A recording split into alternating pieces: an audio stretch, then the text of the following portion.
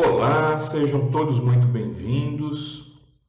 Então, hoje nós vamos para mais uma aula do suporte ao vivo. Vamos falar ainda de características geométricas. A última aula do suporte ao vivo de 2020, tá? Então, mais uma vez, vamos continuar com características geométricas e dessa vez nós vamos falar de tensões de cisalhamento. Então eu vou sumir da tela e vou para a apresentação.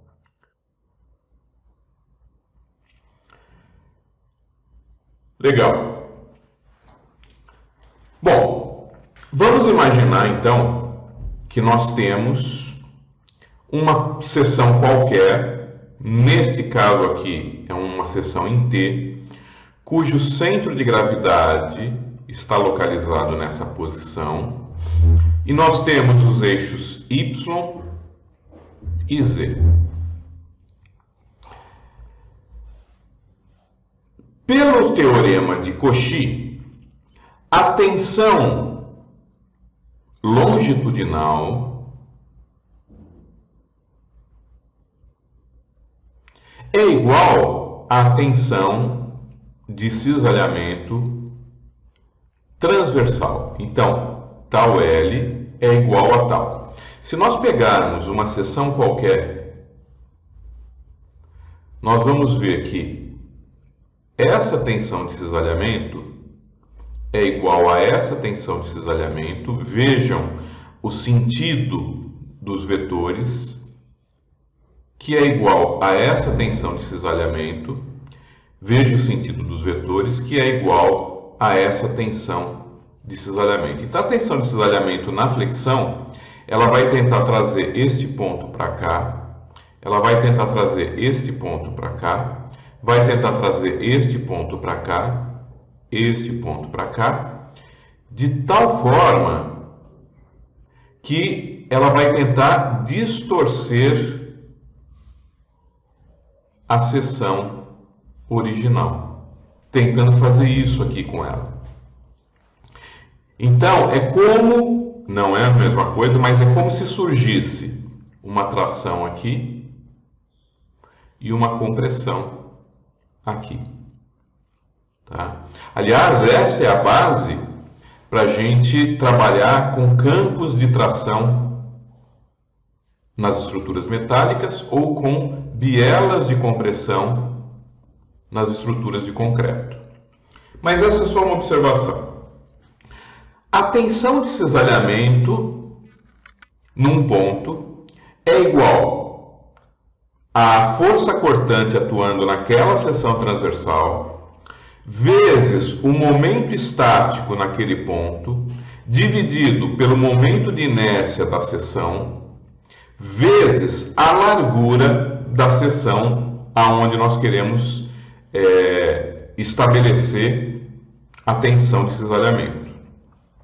Então, imaginemos aqui que nós temos um diagrama de cisalhamento.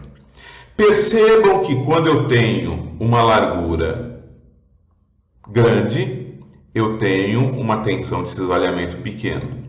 Quando imediatamente diminui esta largura, aumenta a tensão de cisalhamento até chegar em zero nas extremidades.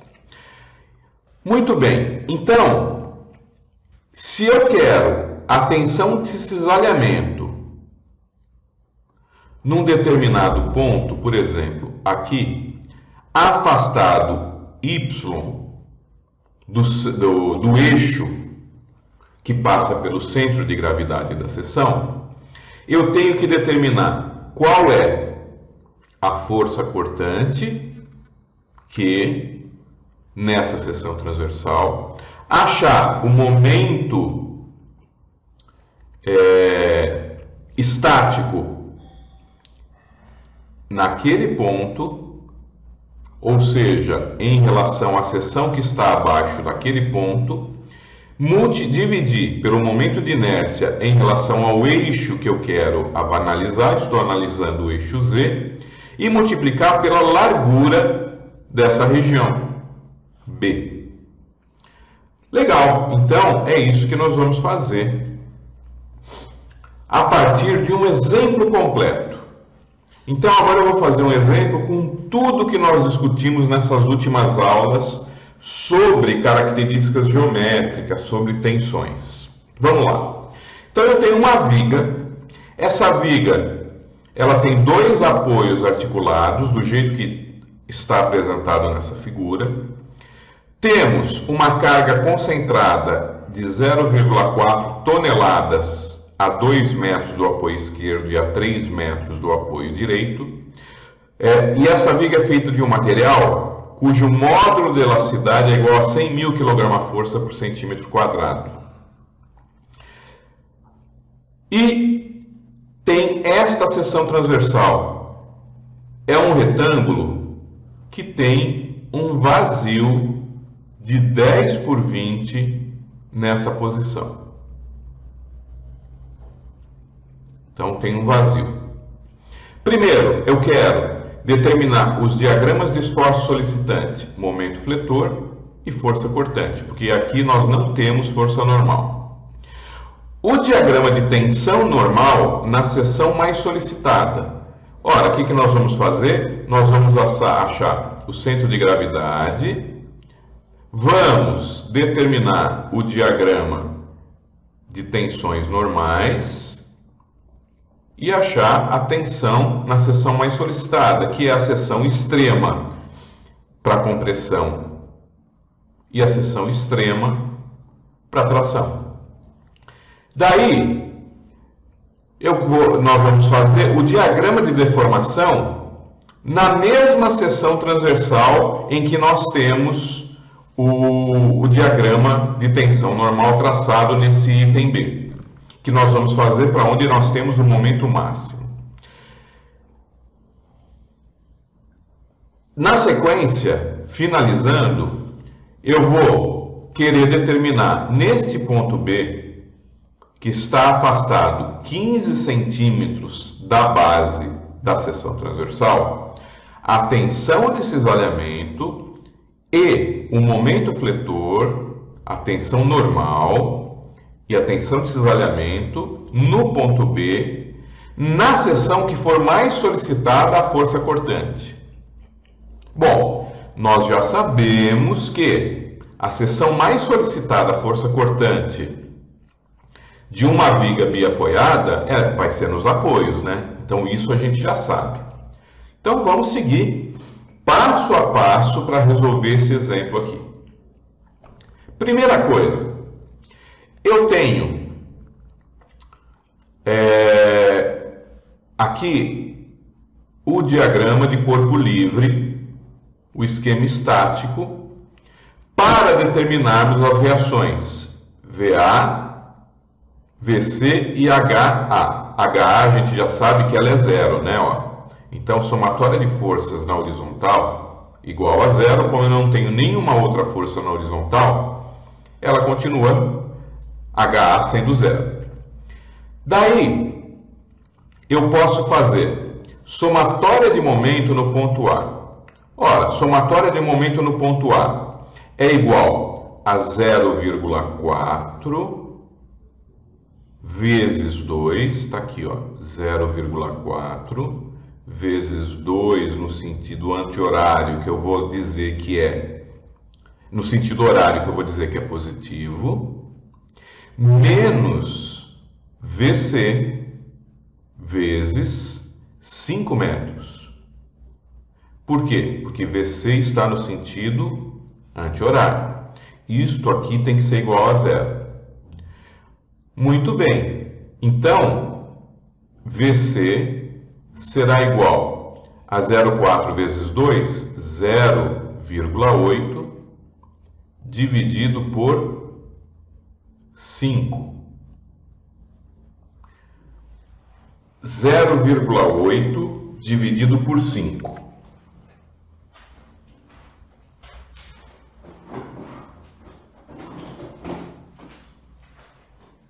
conferindo, 0,8 dividido por 5 é igual a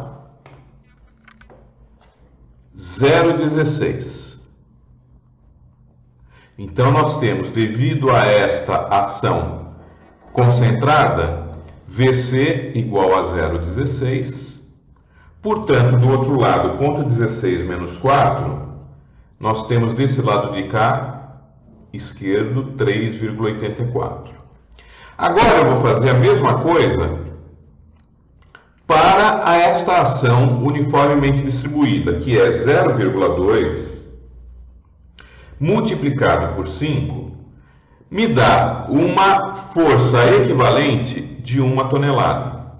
E essa força equivalente, ela está exatamente no meio da viga.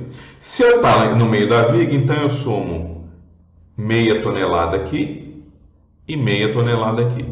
Isso daqui me dá 0,66 tonelada força, e isso daqui me dá, aqui não é 0,4 menos 0,16, é 0,24, desculpa, 0,24.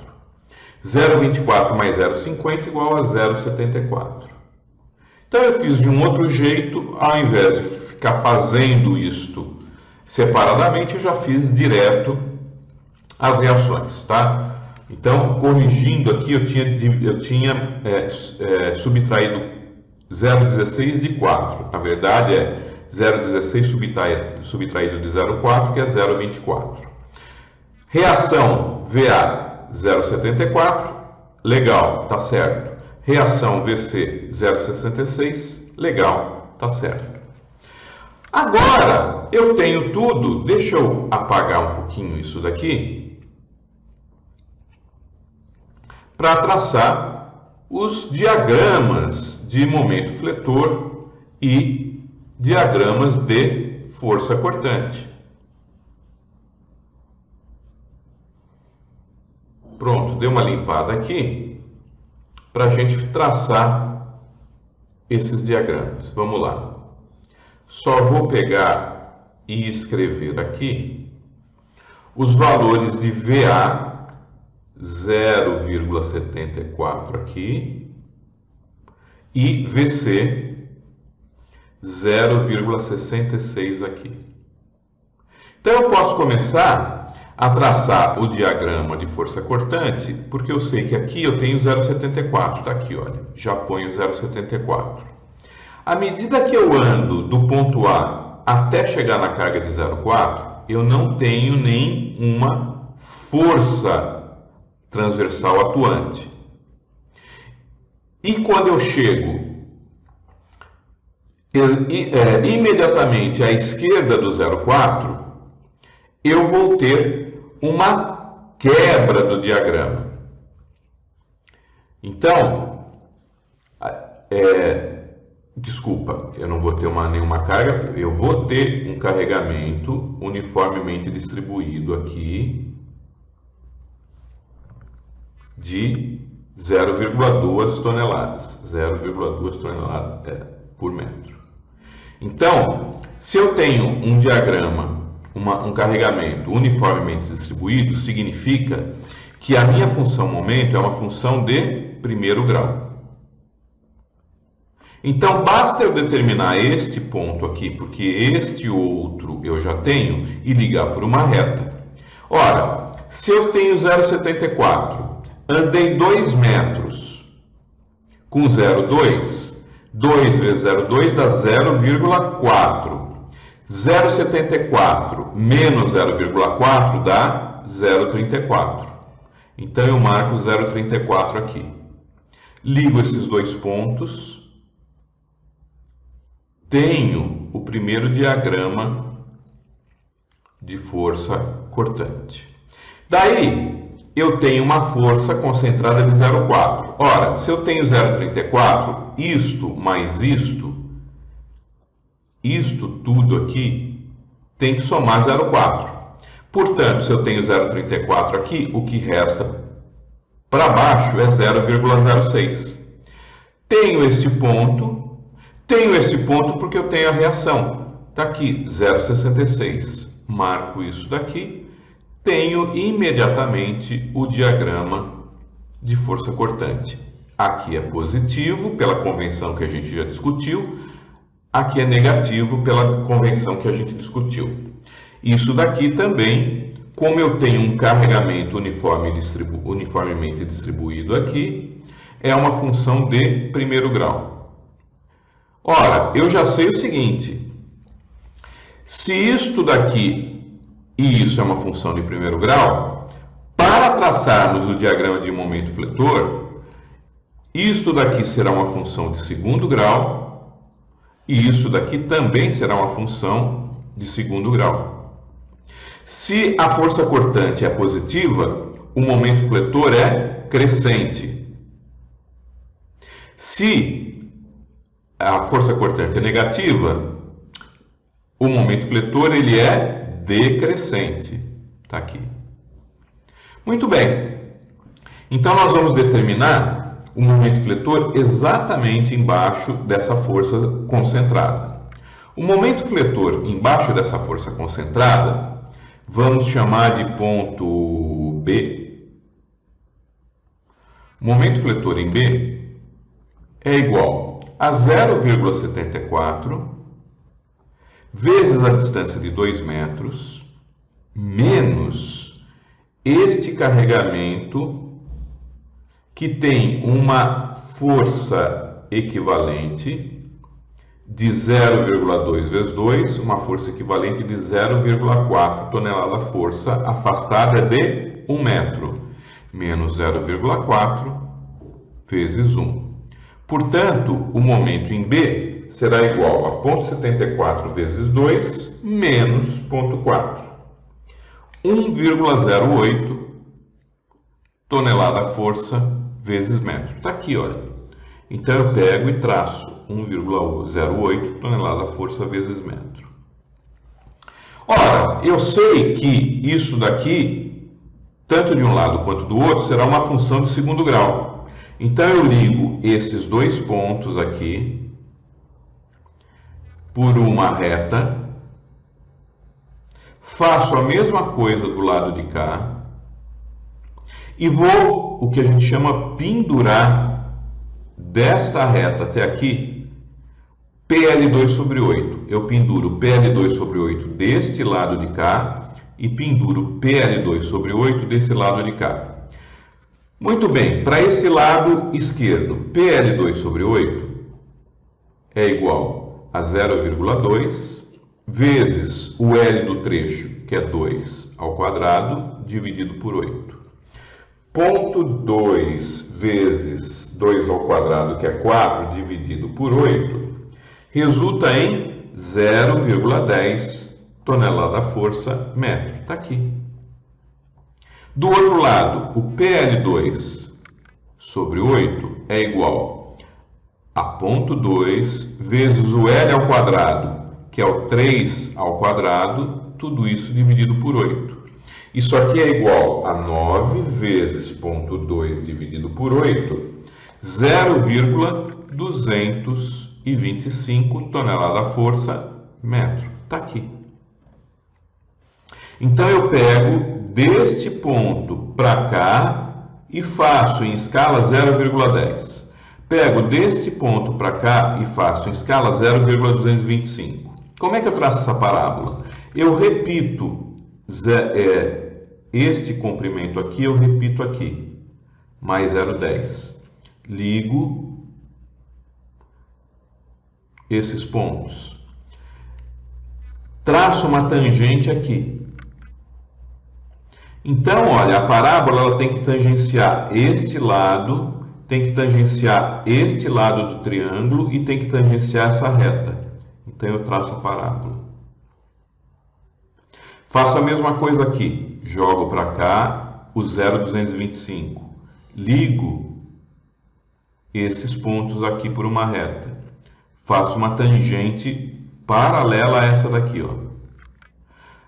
A parábola tem que tangenciar esta reta, tem que tangenciar esta paralela, tem que tangenciar esse lado do triângulo. Daí eu traço a parábola. Está traçado o diagrama de força cortante, está traçado o diagrama de força normal. Muito bem. Agora, eu vou precisar, para determinar as tensões, determinar as características geométricas dessa seção transversal. Bom, neste eixo vertical, ela é simétrica, então eu sei que o centro de gravidade vai passar por esse eixo vertical, mas eu não sei a posição que ele estará neste eixo vertical. Então eu vou criar um eixo auxiliar aqui na base da figura e vou determinar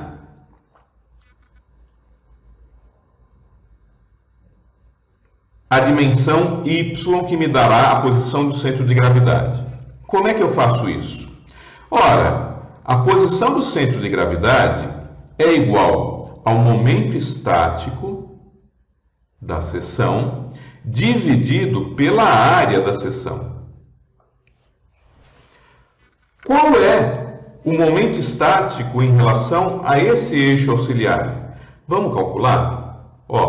Momento estático é igual a 10 mais 5 mais 5, 20, vezes 25 mais 20 mais 5, 50. 20 vezes 50, vezes a distância até o centro de gravidade do retângulo, que vale 25. Quanto dá isso? 20 vezes 50 vezes 25, 25.000. Só que agora eu tenho que subtrair este vazio. Então, eu vou subtrair menos 20 vezes 10, menos 20 vezes 10, vezes a distância do centro de gravidade deste retângulo até o eixo Z auxiliar, que é 25 mais 10, 35. Portanto, 25.000 menos 20 vezes 10 vezes 35 é igual a 18.000 centímetros cúbicos. Está aqui. Dividido pela área. Qual é a área? A área é igual a 20 vezes 50 menos 10 vezes 20. 20 vezes 50 dá 1.000, menos 10 vezes 20 dá 800 centímetros quadrados. Divido o momento estático pela área, 1.800 dividido por 800 e obtenho 22,5 centímetros. Então, nós temos a posição do centro de gravidade, que passa pelo eixo de simetria vertical e está a 22,5 centímetros da base. Está aqui. Estamos chamando isso daqui de eixo Z e isso daqui de eixo Y. Sei exatamente onde está o centro de gravidade da seção. Sabendo onde está o centro de gravidade da seção, vou calcular o momento de inércia em relação a Z. Por quê? Porque nós temos esta seção transversal, vamos dizer que ela está em pé na viga, né? Olha, aqui está o furo dela, apoiada. Então a flexão está acontecendo em torno do eixo Z, em torno do eixo de maior inércia. Porque se ela tivesse deitada,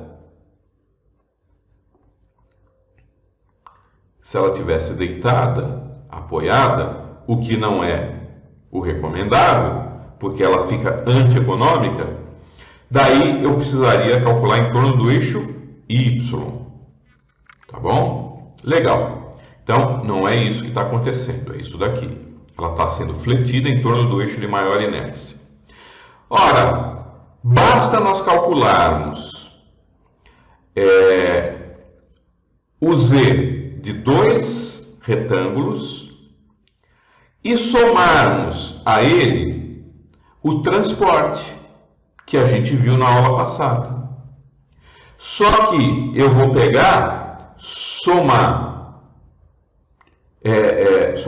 eu vou calcular o momento de inércia de uma seção retangular, vou fazer o transporte dessa seção retangular até o novo CG e depois eu vou subtrair essa outra seção retangular com o transporte até o CG. Então vamos lá, 10 mais 5 mais 5, 20, BH3 sobre 12, altura 50 ao cubo, dividido por 12, está aqui. Lembra do BH3 sobre 12? A gente nunca mais esquece do momento de inércia de uma seção retangular. Vou somar o transporte dela, que é transportar do eixo do centro de gravidade da seção retangular cheia até este novo eixo. Nós tínhamos o centro de gravidade a 25. Agora nós temos o centro de gravidade a 22,5. Então eu pego 25, subtraio de 22,5 e levo ao quadrado e multiplico pela área. Então esse daqui é o transporte. Agora eu vou fazer a mesma coisa para o vazio. Então eu vou subtrair o vazio. BH3 sobre 12, 10 centímetros, vezes 20 ao cubo sobre 12, mais, por isso está dentro de uma chave, a área 10 vezes 20, vezes o transporte ao quadrado. Ora, esse centro de gravidade, ele estava a 35 centímetros daqui. Então, essa diferença, 35 menos 22,5, é a distância do centro de gravidade desse vazio até o centro de gravidade da peça. 35 menos 22,5 ao quadrado, o que resulta num momento de inércia de 176.667 centímetros a quarta. Calculamos até esse ponto, posição do centro de gravidade, momento de inércia em relação a Z.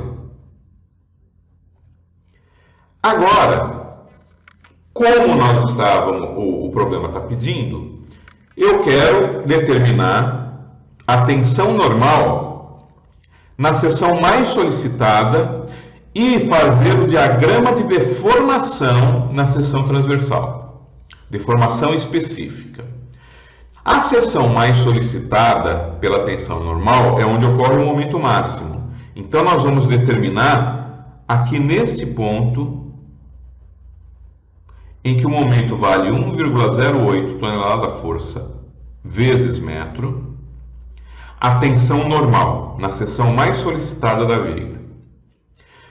Muito bem, com este momento de 1,08 tonelada-força, que corresponde a 1,08 vezes 10 a quinta quilograma-força centímetro, nós teremos compressão em cima e nós teremos tração embaixo. Este momento fletor, ele tem que ser equilibrado por um momento interno formado por duas componentes. Uma componente de compressão e uma componente de tração, que, multiplicadas pelo braço de alavanca, vai me fornecer o equilíbrio a esse momento fletor. E a gente já sabe como fazer isso. Por quê? Porque nós sabemos que a tensão é igual ao momento dividido pelo W da seção, ou o momento é igual a tensão é igual ao momento dividido pelo momento de inércia, nesse caso em relação a Z, vezes a distância y até a fibra mais solicitada para a compressão e até a fibra mais solicitada para a tração. Ou seja, a tensão máxima de tração é igual ao momento vezes a distância de 22,5 dividido pelo momento de inércia. Essa tensão máxima de tração, portanto, ela é igual a 13,76 kgfm por centímetro quadrado. Está aqui. E eu posso, se quiser, calcular a máxima tensão de compressão. Qual é a máxima tensão de compressão? É o momento 1,08 elevado à quinta vezes 27,5, 27,5, dividido pelo momento de inércia, 176,667. A tensão de compressão é igual a 16,81 kgfm por centímetro quadrado. Vejam o que eu já tinha dito anteriormente. A tensão maior será aquela que está mais afastada do centro de gravidade. Então, neste caso, a seção mais afastada do centro de gravidade, a fibra mais afastada do centro de gravidade está submetida à compressão. Então, a compressão em módulo é maior do que a tração em módulo. Bom, mas não basta isso. Eu quero traçar o diagrama de deformação específica na seção. E a gente já viu a lei de Hooke, né? Pela lei de Hooke, a tensão é igual ao módulo de elasticidade vezes a deformação específica. Ou seja, a deformação específica será igual à tensão dividido pelo módulo de elasticidade. Muito bem. Olha só. A máxima tensão, a máxima deformação específica na fibra comprimida será igual à tensão de 16,81 dividido por 100.000. Isso é igual a 16,81 vezes 10 a menos 5. Máxima deformação específica da compressão. E na tração, a máxima deformação específica na tração será igual a 13,76 dividido por 100.000, que é o E dado do problema, igual a 13,76 vezes 10 a menos 5.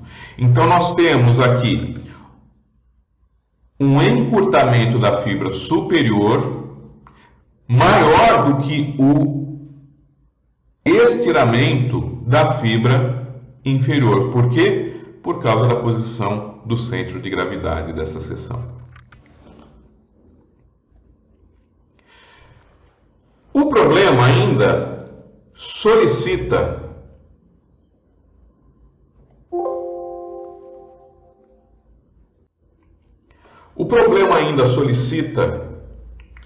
que nós calculemos as tensões normal e de cisalhamento no ponto B da seção transversal mais solicitada à força cortante. Se eu for no diagrama aqui, nós temos que a seção mais solicitada à força cortante é no apoio A. Mas espera aí, qual é o momento fletor no apoio A? O momento fletor no apoio A é 0. Portanto, sigma em qualquer ponto dessa seção transversal será 0.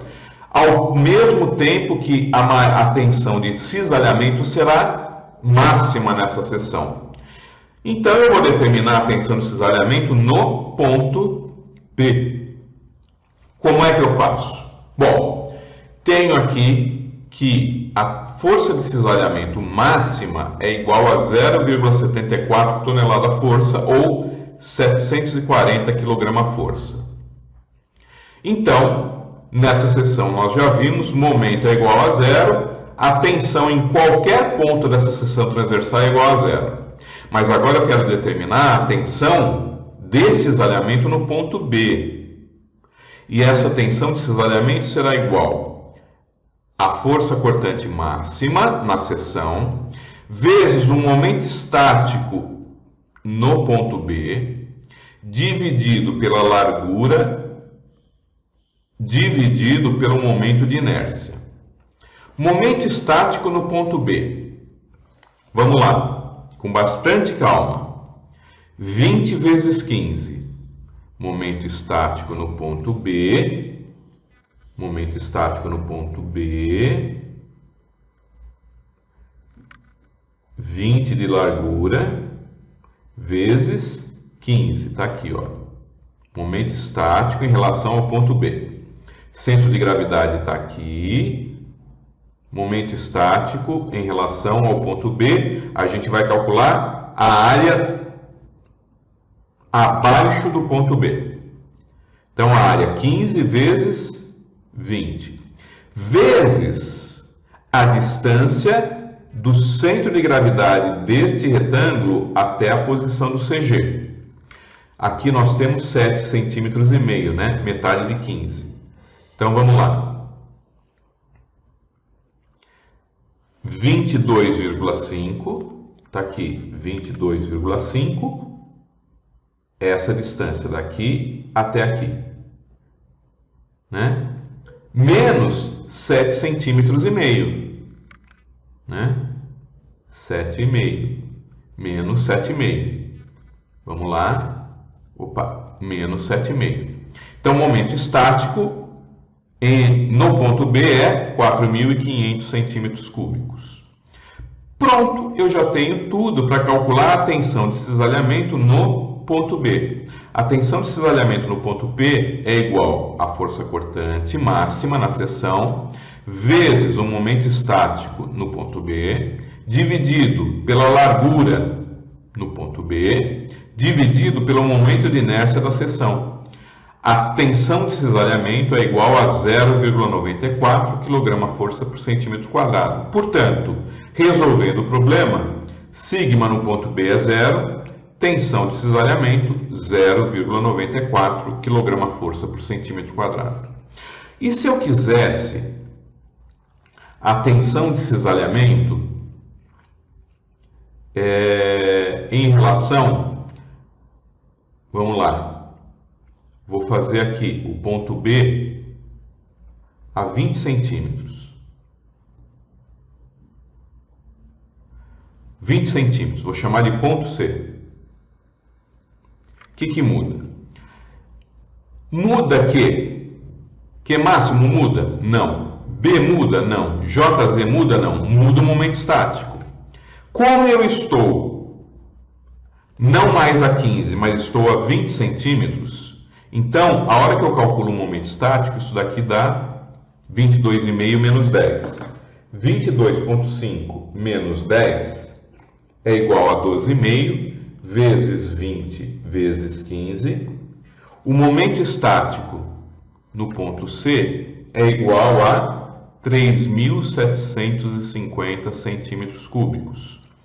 Então, a tensão de cisalhamento no ponto C passa a ser 740 vezes 3.750 dividido por 20 vezes 176.667. Deixa eu fazer a conta aqui, vezes 740 dividido por 20 dividido por 176.667 igual a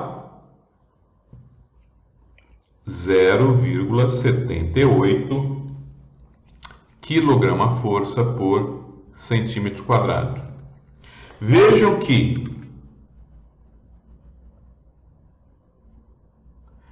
à medida que eu me aproximo do centro de gravidade, a força de cisalhamento ela vai diminuindo.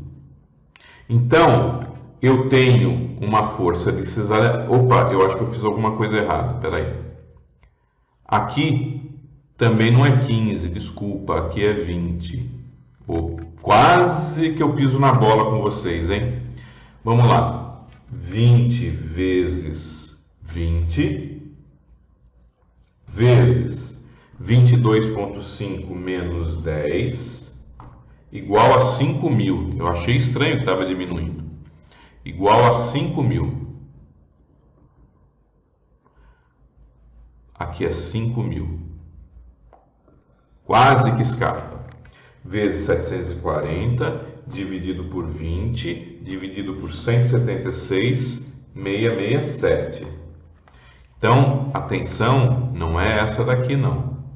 A tensão no ponto C de cisalhamento é 1,05 kgf por centímetro quadrado. Agora sim, vejam que, à medida que eu me afasto da base e vou em direção ao centro de gravidade, a tensão de cisalhamento vai aumentando. E quando eu chego aqui no centro de gravidade, ela vai ser alterada. E mais uma vez ela vai ser alterada aqui, porque a largura B deixa de ser 20 centímetros e passa a ser 10 centímetros. E dessa forma, vocês podem, se quiser, calcular a tensão de cisalhamento em todos os pontos dessa seção transversal. Então, pega, por exemplo, de 5 em 5 centímetros e calcula o momento estático em relação a cada uma, e você vai ter, a partir daí, possibilidade de traçar um diagrama de tensões de cisalhamento na seção transversal. Bom, me perdoem pelo erro aqui, consertei a tempo, mas era esse o objetivo da aula, tá? Então, o objetivo da aula era reunir tudo que nós vimos nas últimas aulas num exemplo mais completo, desde a determinação das reações. Deixa eu aparecer na tela aqui, que fica feio eu falar com uma tela preta, né? Então, o objetivo foi reunir tudo o que nós vimos nas últimas aulas, desde da determinação das reações, traçar momento fletor, traçar diagrama de força cortante, determinar as características geométricas, que era o objetivo principal dessas aulas, mas a gente não parou por aí. Determinamos um diagrama de tensões normais, fizemos um diagrama de deformações específicas na seção e determinamos num determinado ponto a tensão de cisalhamento, e eu mostrei como é que vocês podem, a cada ponto, determinar as tensões de cisalhamento e traçar um diagrama de tensões de cisalhamento, por exemplo, como este daqui. Um diagrama de tensões de cisalhamento como esse daqui. Importante, vejam que quando eu tenho uma quebra, uma alteração da largura, eu tenho alteração, eu tenho uma quebra, eu tenho um dente no diagrama de tensões de cisalhamento. Por quê? Por causa daquela largura B, né? Que ela aumenta bastante. Ora, se o B aumenta, diminui a tensão de cisalhamento. Era isso, muito obrigado, tudo de bom para vocês. Até 2021. Tchau.